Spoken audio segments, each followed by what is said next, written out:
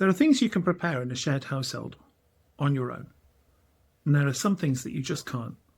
If you confuse these two, you will waste money, time, social capital, and still end up fragile.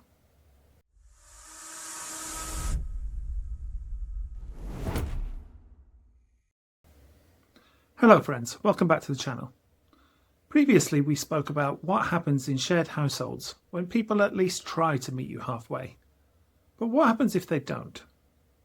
A lot of people don't take this question seriously, and instead they ask things like, why doesn't he want to prepare?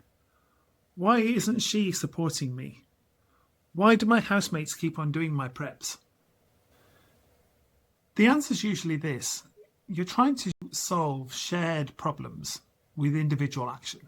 Before we get into lists, let's take into account that just because someone didn't say anything, that doesn't mean that they agreed.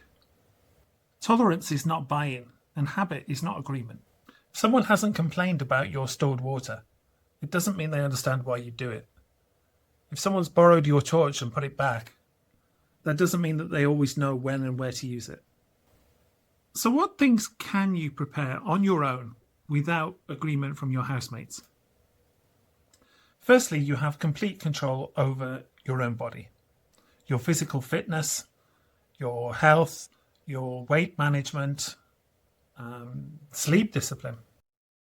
If the grid goes down tomorrow, your physical condition is locked in. It's what you went into the situation with. This is the highest return prep that there is, and you need no permission for this. The next thing is skills. Skills are silent, they don't clutter the house, and you don't need permission to develop them. Navigation, first aid, cooking, situational awareness.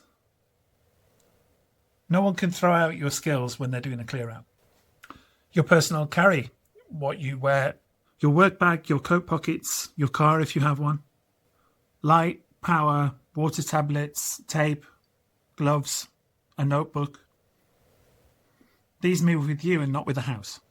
Next is your personal consumption buffers.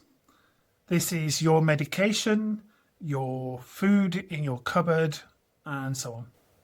If you drink coffee every day, you can quietly buffer coffee. It doesn't require a commitment from others, it just requires some consistency on your part. So far, this is the easy part. This is where there's not really any friction. So what can't you prepare unilaterally? Well, there's the shared infrastructure. The power, the water, the heating, probably the internet. You can't universally harden systems you don't control. Cupboards, fridge space, freezers, utility rooms, these are going to be shared areas. If people don't understand what's there, they're going to throw it out, move it, or at least resent it. It's not malice, it's just entropy. And then there's the shared behaviour under stress. You can't control what other people are going to do when the lights turn out. Next, there's the house level plans. Bug in versus bug out. Who checks on who goes to walk someone home, who communicates outside and when. These are negotiated realities, not personal preferences. And here's the part that most prepper content ignores. Social capital is finite. Every argument you win consumes a little bit of social capital, and some of us don't have a lot of it to begin with. And a crisis will consume it, not build it.